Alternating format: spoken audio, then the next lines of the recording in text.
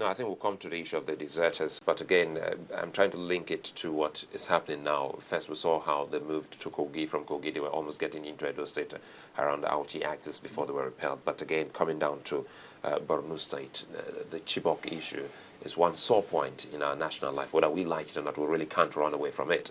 And for some people, the argument has been who to complain to, because some would say, well, take for instance, someone who's come to steal any of your property, as Chamberlain rightly puts it, the first point of call is the police.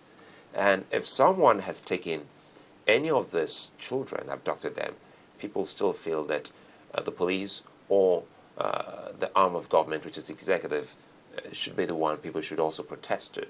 What form of protestations do you expect to see that would actually ginger them, if at all you believe that the protest should be towards those in authority, as against what some other things that people should go protest to the insurgents? No, it's good. You are supposed to complain to the police or security agencies, whether it's SSS, even soldiers, military formation. But here, there's a presumption that nothing is being done. The very day that abduction or that kidnap, whatever it is, took place, you can't tell me that the federal government didn't know about it after that. Now, must they come out on television to say this is what we're doing? And remember, we expect, as I said, because we have this military hangover, we expect that they'll go down to some, whatever it is, and bulldoze the place and all that. Are we interested in bringing back our children alive? Or are we interested in just making a show for the world to see, maybe now bring back 300 dead bodies? Nigeria is not, it happened in the United States. Remember, time was when they kidnapped 52 or so diplomats. And it took the United States a long time to bring them back. Even the way they brought them back, remember they lost about 8 or so of them during the race to bring them back. And it took so long for them to bring them back. We're talking about United States, not of America. Now, so in some other time, another set of people were kidnapped. And it took over 2,000 days. Information is key here. Yeah. So the thing is this. Information is very important. Information from who to who? That is why I'm sure the government had to put up the National Information Center. But some still complain that the kind of information they get is not what they need. What else I say from who to who and what kind of information? To the people. For instance, tell them what? That we're going to raid Sambisa tomorrow? I don't think that's what the people want. The people would want to know what exactly is being done. Recall that a lot of people were actually wanting to know what exactly is happening with the families. So on a weekly basis, we've heard stories of some of the parents losing their lives until we saw that fantastic move by the presidency meeting those people. And that is what a lot of people have been talking about. Recall that some were also Thomases in that matter. Some never believed there was an abduction. Well, now, President has made a family. You expect that every day a Ruben Abati or one of the spokesmen of the president will always tell Nigerians, oh, this is what has been done, or this is what is being done about the family. I do not think that's what Nigerians should be expecting. Because if Nigerians are being fed such information, at this time you start telling them what they're eating and what they're not eating. That is not important. That's irrelevant. No, but don't you think that what is relevant is to go... Sorry, go on. What is relevant is to go, take steps to rescue the girls. And those steps cannot be told, not even in a beer parlor. Yeah, but you not know about on air. The families that are affected with this, who their daughters have been out there for a long time, they also will want to know what is going on. First of all, it wasn't easy to even identify the families. Remember, that was why some people said, including I, remember, that I need to be sure that anybody was abducted. Principal didn't know her girls. The state government didn't know their students. With all the conflicting stories coming from the same source. Now, it wasn't easy to identify the parents. It took time. Because, remember, it was on air. Can we even know the parents? Because you don't know the student. Okay, who are the parents whose children were abducted? Yeah, but isn't part of there's this perception. I mean, some of these actions are usually interpreted against the history, the perception that people have had over time. And that is that leadership across the board in this country, some say from local government up, they have this impression that they're doing the people a favor.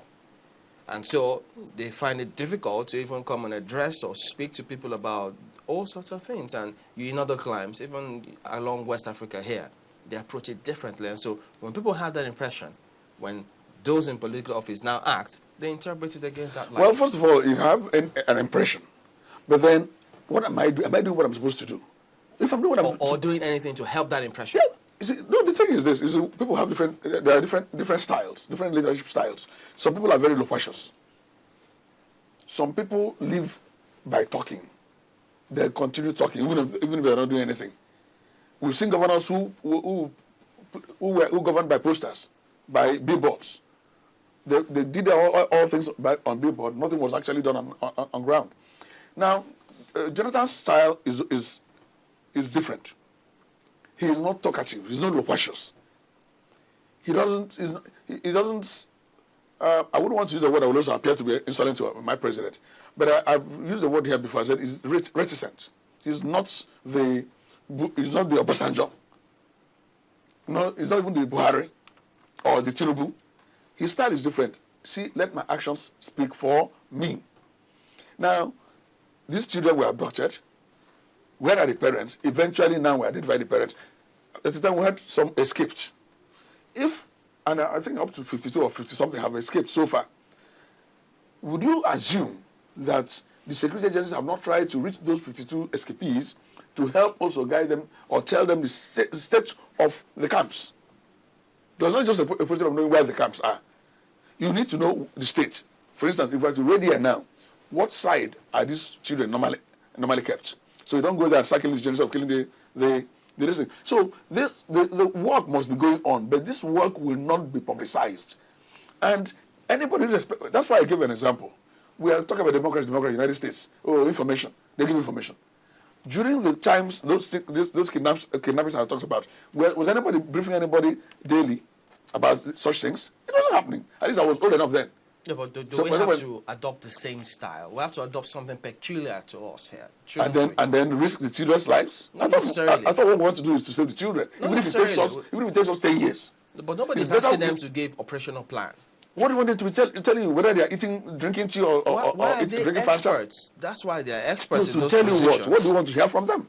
And they're experts in those positions. What because, position? I mean, the perception also there is that, look, here, people put cronies in offices or positions where they should have put experts. Okay, mean communicators. People who can not communicate. Just communicators. I'm talking about across board. And that trickles down. And that's why you see some of these actions happening. These things are not going to be solved because of Boko Haram. You and I know that over the years, a lot of people are where they're not supposed to be. It didn't start today. It's been there. But are we doing anything to correct it, given our situation now? Well, I would think that some of the people that the president has appointed. What about state governors? If we go, okay, now, part of the problem we have actually is because the community, like I said earlier, we're not doing what they're supposed to do. The communities, we're not doing what they're supposed to do. And the community is now up to the state. Now, state governors are also politicians. What most of these people think about, they forget that once you are elected, you keep the politician part of you aside and govern. And when you are governing, that's even for the president. You're not in contest with anybody. You're not seeking popularity. You do what you believe is best for the state or for the federation. It might not be popular, but at the end of the day, it will have achieved an aim which you believe, which you thought it should achieve, and which will for the betterment of greater number of people. It might have been very unpopular. Now, some state governors appoint people on the basis of, like say, cronyism. Oh, this is my party man. Oh, this is my carried a bag for me, and they'll end up putting a round peg in a square peg in a round hole, and that's because across board, all over the federation.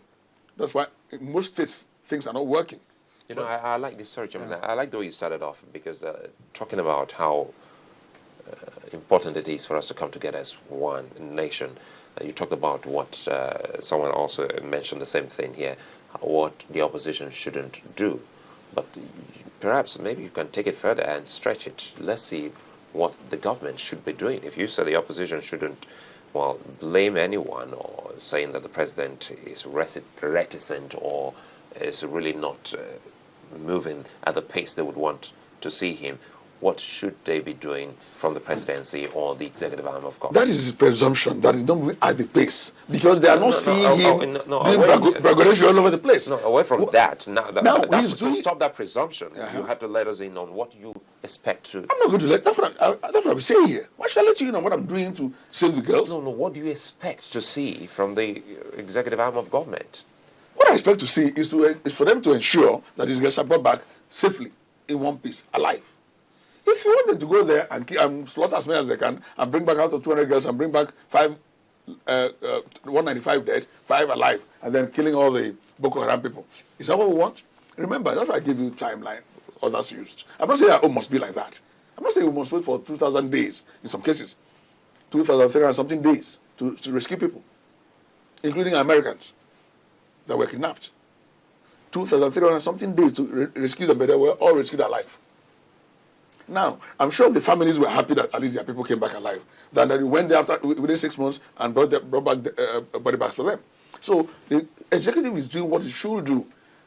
The other man was brought back from Sudan the other day. Did they announce, before they told us about the man and they arrested somebody in Abuja here, we didn't know they were doing any work. People were already complaining, useless SSS, useless soldiers. Until then I said, we've arrested A, the other one has escaped to Sudan, and they brought him back. So they can't tell what they're doing. That work with the Interpol, which is... it doesn't matter who he works with. Well, no. Nigeria doesn't have any jurisdiction in Sudan.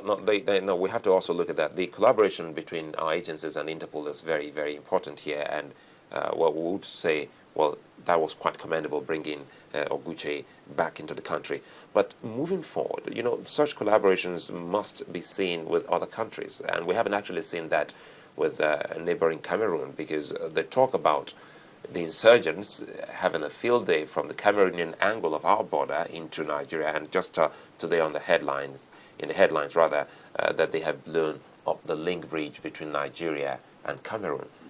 That is why we want to know what you expect the presidency to be doing. Is that supposed to be some kind of collaboration between Nigeria and our francophone neighbors? Yes, there should be. But again, there's this mutual suspicion, particularly between the Anglophone countries and the Francophone countries. Which was why, remember, rather than hold a meeting in Abuja or in, what do you call it, the capital of Cameroon, they went to have a meeting in Paris.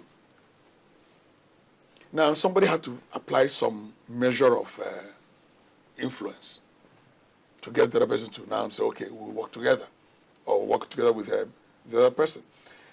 And again, Cameroon is also suffering part of this. Remember the other time they bombed somewhere in Cameroon? This terrorists bombed somewhere in Cameroon. So... is that not because they could move from one country, from Nigeria to Cameroon? That's the collaboration we're talking about. So they would need to collaborate with us, because it's after us. If they can bring us to our knees, which will never happen anyway, you can imagine what will happen. They will overrun Cameroon in one day.